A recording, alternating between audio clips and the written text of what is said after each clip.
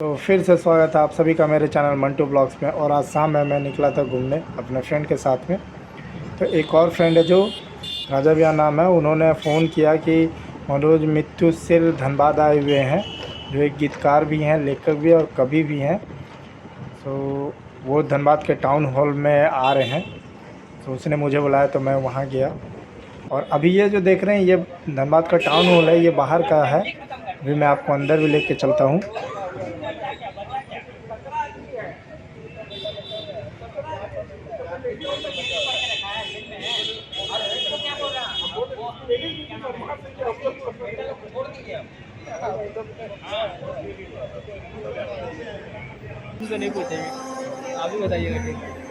तो दोस्तों मैं अंदर आ गया और ये देखिए, ये जो है ये सामने स्टेज है, यहीं पे प्रोग्राम होगी। और यहाँ के सारे इलेक्ट्रॉनिक मीडिया सारे मौजूद हैं। और जो आप ये देख रहे हैं शूटिंग, यहाँ 1200 गेस्ट की बैठने की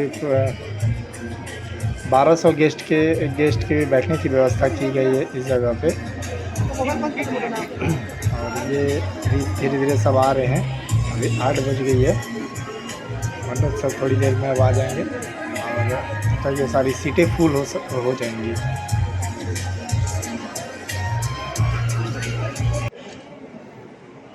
और ये देखिए हमारे धनबाद शहर के जाने माने लोग दीप आरोहण कर रहे हैं, दीप जलाकर इस प्रोग्राम की शुरुआत कर रहे हैं। और कुछ ही देर में राष्ट्रीय गान गाकर इस सभा का आयोजन किया जाएगा। हम लोग अपने अपने जगह पर खड़े हो जाएं एंड मातृभूमि की वंदना राष्ट्रगान से कार्यक्रम की शुरुआत।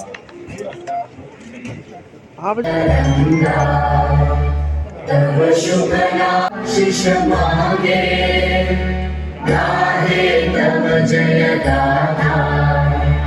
जन गण मंगलदायक जय हे भारत भाग्य विधाता। जय हे जय हे। धन्यवाद। आप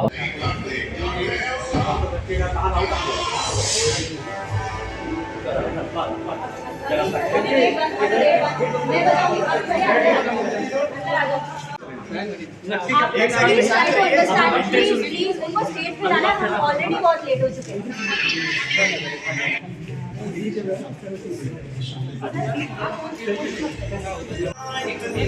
अभी नहीं भैया, स्टेज पे जाती हो गया, मैंने बात की।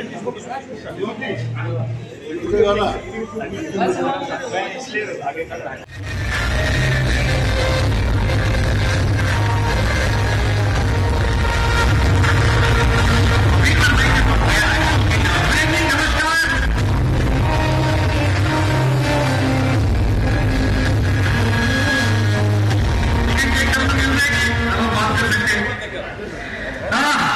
भैया बहुत अच्छा लगा है हम लोग को यहाँ देख के। काफी उपस्थिति है गर्मी के इस मौसम में। कैसे हैं आप लोग? सब बढ़िया हालचाल? अच्छा, ये जो इतनी तालियां आपने बजाई, बहुत अच्छे से मेरा स्वागत किया, मुझे बड़ा अच्छा लगा। लेकिन एक डिस्क्लेमर है, ईमानदारी से वो डिस्क्लेमर डाल देना मैं जरूरी समझता हूँ कि तारीफों के लायक न शोहरत का हकदार हूँ, सारी बिजली उसकी है, मैं तो केवल तार हूं। गीतों गजलों नगमों के ये महल दुमहले उसके हैं, वो मालिक जागीरों का मैं तो चौकीदार हूं। इससे ज्यादा किसी कवि की, किसी शायर की, किसी पोएट की, किसी वक्ता की हैसियत नहीं होती कि वो जो ईश्वर प्रदत्त क्षमता है उसकी चौकीदारी करवाए। जीवन में इतना ही बहुत।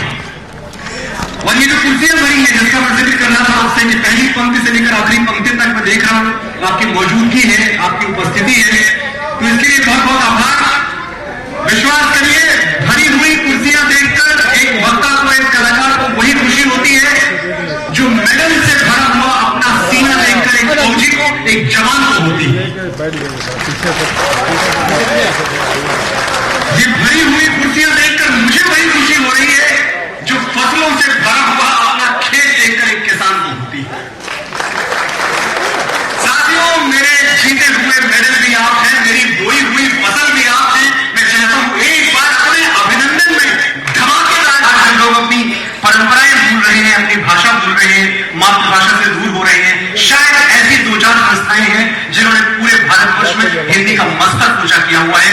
मैं इस संस्था के लिए, हिंदी साहित्य विकास परिषद के लिए एक बार चाहता हूं कि इसके अभिवादन में तालियां बजाई जाए। अच्छा, एक चीज है, आपने हिंदी पर बात करने के लिए आदमी बहुत सही चुना है। आपने जो मुझे बुलाया, मेरे साथी और मेरी टीम और मेरा परिवार जानता है कि मैं अमेरिका में होता हूं तब भी दाल भात खिला रहा होता हूं, कहीं मिल जाए खाने को दाल चावल, और जब मैं लंदन में होता हूं तब भी हिंदी बोल रहा होता हूं।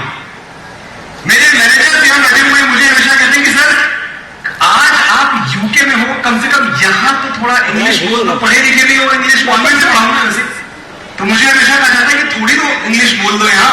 और मैं कहता हूं देखो, इंग्लिश बोलने में मुझे एतराज नहीं है, लेकिन मैं अंग्रेजी में वो हिंदी वाला वजन कहां से लेके आऊंगा? मुझे पावर है, अच्छे बैठे में देखिए, जो पावर है हिंदी का, अगर एक छोटी सी इंफॉर्मेशन आपको इंग्लिश में देनी हो और हिंदी में देनी हो, बात कितनी बदल जाती है। एक मामूली सी बात, अपना परिचय आप दें किसी को इंग्लिश में कि do you know my uncle is a member of state assembly. बड़ी मामूली बात है, साधारण सी बात है, कोई बड़ी बात नहीं है। My uncle is a member of state assembly. और यही बात अगर आप हिंदी में बोल दें, जानते हो बेटा, चाचा विधायक है हमारे।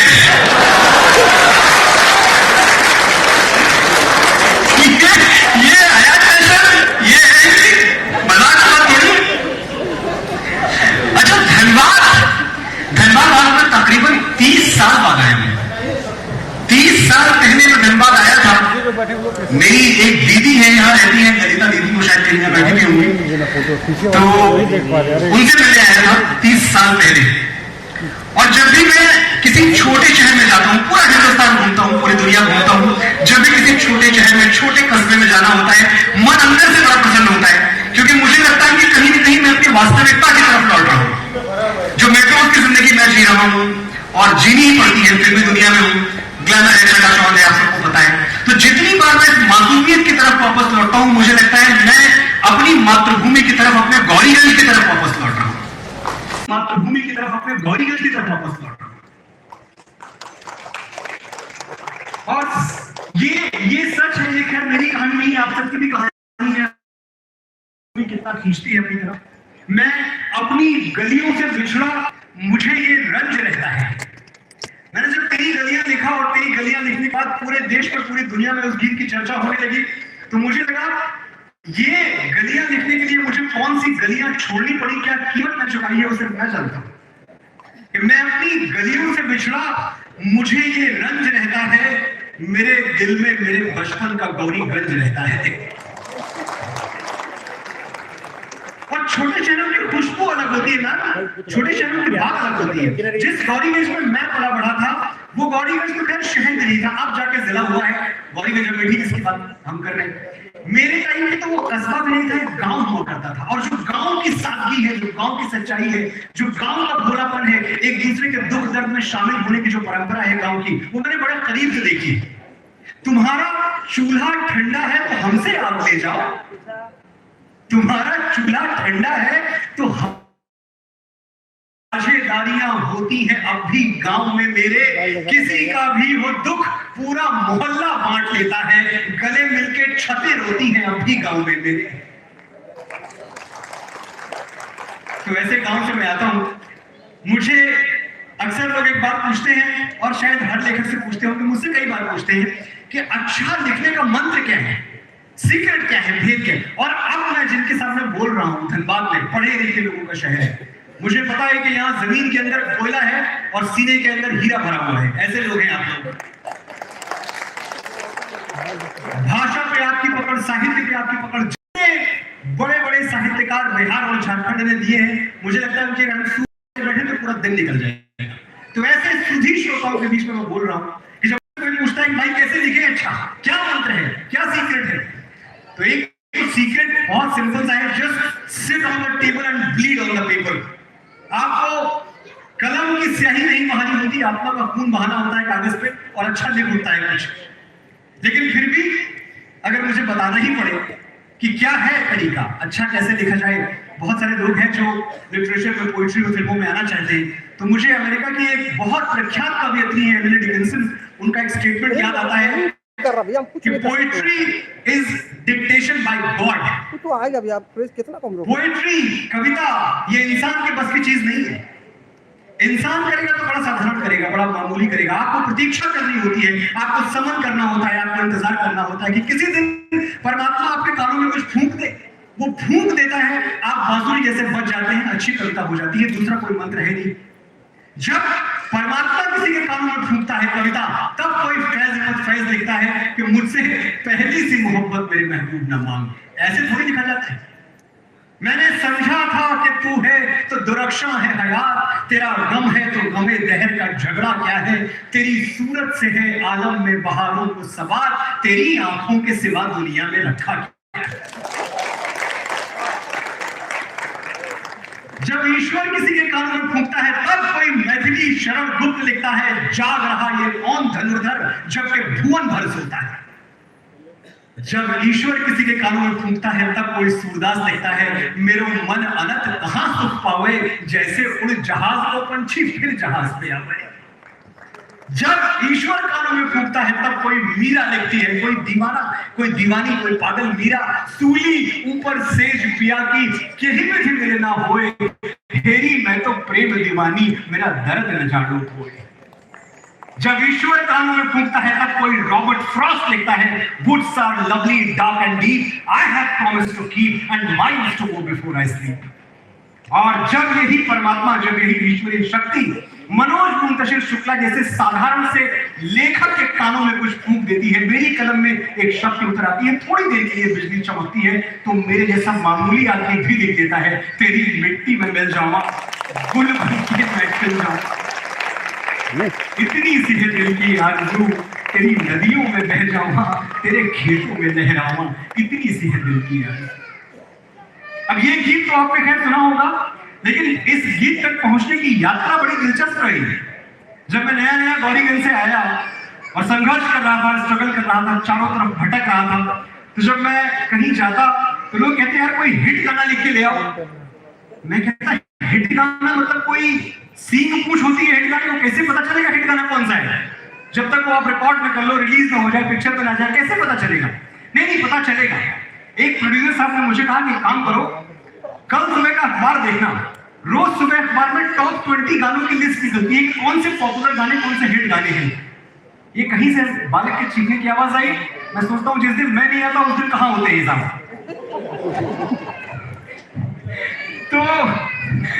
तो मुझे ये मशवरा दिया गया मैम कि एक काम करो, टॉप 20 गाने देखो, जाके अखबार में पढ़ो, जो सबसे टॉप पे गाना चल रहा हो कुछ वैसा लेके आओ। मैं बड़ा उत्सुकतावश, मैंने कहा बड़ी अच्छी चीज है, बिल्कुल। सुबह सुबह उठा, अखबार खोला, हेरा फेरी अक्षय कुमार सर की फिल्म आई हुई थी, उसका एक गाना टॉप पे चल रहा था, नंबर 1 पे। मैंने उस गाने के बोल पढ़े, मैं बेहोश हो गया। नंबर 1 पे गाना क्या था जिसके जैसा मुझे लिखना था? मैं लड़की पो पो पो, मैं लड़की पो पो पो, तू लड़का पो पो पो, हम दोनों मिल गए, अब होगा क्या? पो पो पो। जब तक हिंदुस्तान में सनीमा है ना, छोड़ो मैं क्या बोलूं, वो बोल चुके हैं हमारे तिग्मांशु धूलिया, गैंग्स ऑफ वासेपुर में जो बोल रहा था। खैर, तो वापस सनीमा पे आते, मुझे कल्चरल शौक लगा कि मुझे भूलिका ये देखना पड़ेगा।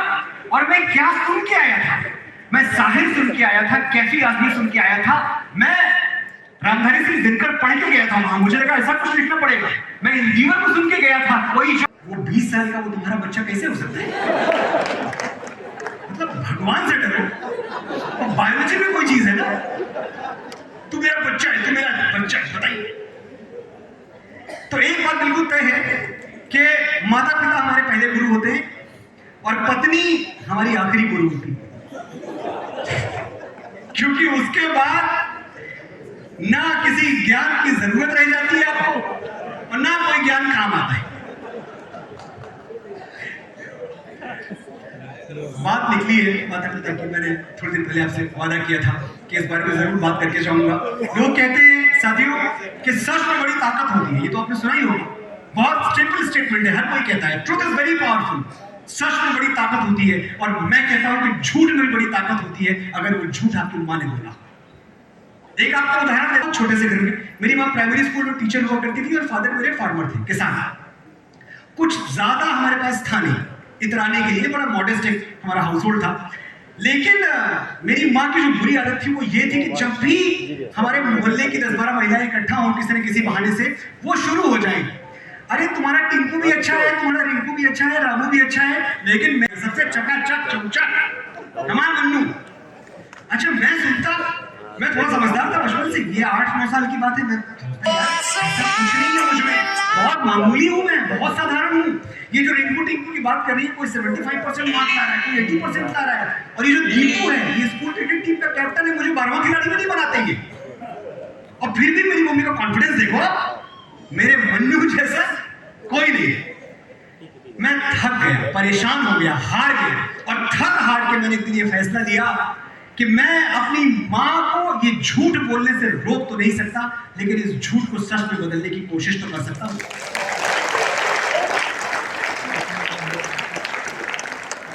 तो आज ये जो मनोज मुंतशिर शुक्ला आपके सामने खड़ा है, सच कह रहा हूं, ये सिर्फ अपनी माँ के बोले हुए एक झूठ का नतीजा है और कुछ नहीं।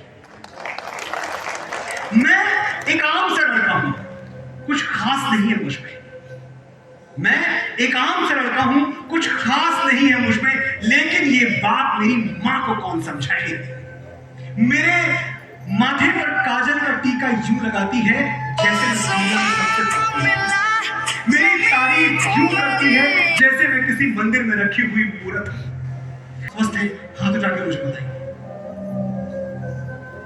बहुत सारे हाथ उठे, मुझे अच्छा लगा इतने सारे उठे हुए हाथ देख के। और अगर कुछ हाथ नहीं उठे, जिनके उठे उनको बहुत बहुत बधाई, आप बड़े सौभाग्यशाली हैं। और जिनके हाथ नहीं उठे, मैं उनसे कहना चाहता हूं कि अब आपके पास एक नहीं 2 ईश्वर है।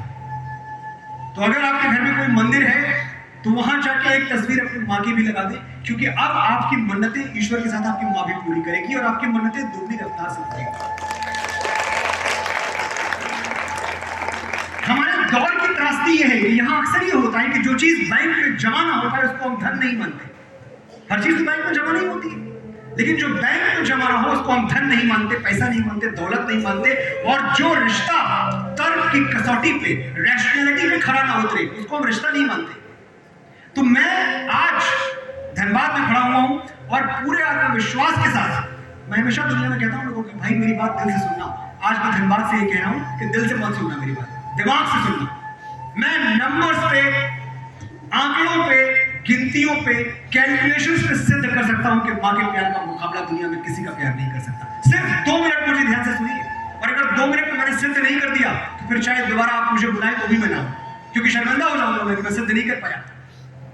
देखो, मैं मानता हूं कि दुनिया में कोई रिश्ता छोटा या बड़ा नहीं होता। मैं मानता हूं कि दुनिया में कोई रिश्ता छोटा या बड़ा नहीं होता, पर मेरी मां के बराबर कोई और खड़ा नहीं होता। थी तो कवि, राजनेता थे पर कवि थे। वो पाकिस्तान गए और पाकिस्तान में उन्होंने गवर्नर हाउस में, लाहौर के गवर्नर हाउस में इतना ओजस्वी भाषण दिया कि बहुत देर तक तालियां बजती रही। उसके बाद एक प्रेस कॉन्फ्रेंस थी। प्रेस कॉन्फ्रेंस में हुआ क्या कि एक महिला पत्रकार ने गुगली फेंक दी अटल जी की तरफ। क्या बोली वो? अटल जी, आप कुंवारे हैं, मैं आपसे शादी करने के लिए तैयार हूं, लेकिन एक शर्त है, मुझे मुंह दिखाई में कश्मीर चाहिए। कोई और होता, दुश्मन के इलाके में थे पंडित जी, चारों तरफ बड़े बड़े ऑफिसर्स, वो लोग जिनको कोड ऑफ कंडक्ट आता ही नहीं, जो स्मार्ट, मुझे दहेज में पूरा पाकिस्तान चाहिए, दे पाएंगे आप? ऐसी दहाड़, ऐसे ऐसे कवि, ऐसे ऐसे राजनेता हमारे हुए। अच्छा, उस अभी तो हमें हंसी आ रही है, लेकिन आप वो टाइम सोचें कि चारों तरफ पाकिस्तान की फौज से घिरे हुए अटल बिहारी वाजपेयी, और पाकिस्तान की फौज कौन सी? वो इलेक्शन लड़ती है। युद्ध तो उन्होंने कभी लड़े नहीं और जीते नहीं। अच्छा, उस दिन परवेज मुशर्रफ भी थे वहां, ये बड़े बड़े मेडल लगाए हुए गुजर गए परवेज मुशर्रफ। भगवान उनकी आत्मा को कतई शांति न दे। बड़े बड़े खंजर उतारे उन्होंने हमारी पीठ पे। तो परवेज मुशर्रफ भी तो ये बड़े बड़े मेडल लटकाए घूम रहे थे। और मैं एक बार जब भी देखता हूँ उनको, और आज भी देखता हूँ पाकिस्तान के बड़े बड़े फौजी अफसरों को टेलीविजन पे, मैं सोचता हूँ कि एक बात बताओ, इन्होंने आजादी के बाद से अब तक सिर्फ 4 युद्ध लड़े हैं, चारों हमसे लड़े हैं, चारों हारे हैं, दूसरे किसी देश से लड़े भी नहीं। तो ये मेडल इन्होंने कहां से जीत लिए? लूडो को खेलते हैं क्या? आप बताओ भाई, कैंडी क्रश खेलते हैं, लूडो खेलते हैं, ये क्या खेलते हैं? आपको मेडल मिल गए इतने बड़े बड़े। अच्छा, पराक्रम दिखाने से बात नहीं आती। थोड़े दिनों पहले मैं न्यूज में पढ़ रहा था, देख रहा था कि इन्होंने अपनी मिसाइल टेस्ट की, गजनी मिसाइल के बारे में शोर मचाया कि 300 किलोमीटर मार करती है गजनी मिसाइल, 36 किलोमीटर पर गिर पड़ी, टाई फिश, दूसरे देश की सीमा तक नहीं पहुंची। अच्छा, इससे मुझे डर लगता है, मुझे डर ही लगता है कि ऐसे ही खेल खेल में किसी दिन ये कराची खुद ही उड़ा देंगे, नाम लगा देंगे बेचारे मोदी जी। ये थोड़ा घबराने वाली बात है हमारे लिए। एक सुई, और ये जो दुर्गति हुई है आज, इनकी दुर्गति देखिए। 6-7 साल पहले नोटबंदी भारत में हुई, भिखारी हो गया पाकिस्तान, पता नहीं कौन सा कनेक्शन है, समझ नहीं पाया मैं। हेलो, दुर्गति इनकी है कि जो कल तक कश्मीर मांगते थे आज आटा मांगने के लिए लाइन लगाए खड़े हैं। आप टीवी देखते होंगे। और इसमें भारत का, सही कह रहा हूं, इसमें भारत का कोई योगदान नहीं है, इसमें भारत का कोई हाथ नहीं है। इन्होंने एक से एक नमूने पैदा किए आपके यहाँ, जिन्ना से लेकर जियाउल हक तक, लियाकत खान से इमरान खान तक, बर्बाद गुलिस्तान करने को बस एक ही उल्लू काफी है। हर डाल में उल्लू बैठे हैं, अंजाम गुलिस्तान क्या होगा? लेकिन एक क्रेडिट है जो देनी चाहिए हमें, जो सच है वो बात तो कहनी चाहिए। Credit where it is due, एक इंग्लिश का प्रॉवर्ब है। सही बात है कि दुनिया में जितने भी देश हैं, तकरीबन 195 देश हैं, पाकिस्तान का नंबर नमक पैदा करने में दूसरा है। नमक की पैदावार सबसे ज्यादा नंबर 2 पे उन्हीं के यहाँ होती है। तो मैं हमेशा ये कहता हूं कि नमक पैदा करने में पाकिस्तान नंबर 2 पे है, और नमक हराम पैदा करने में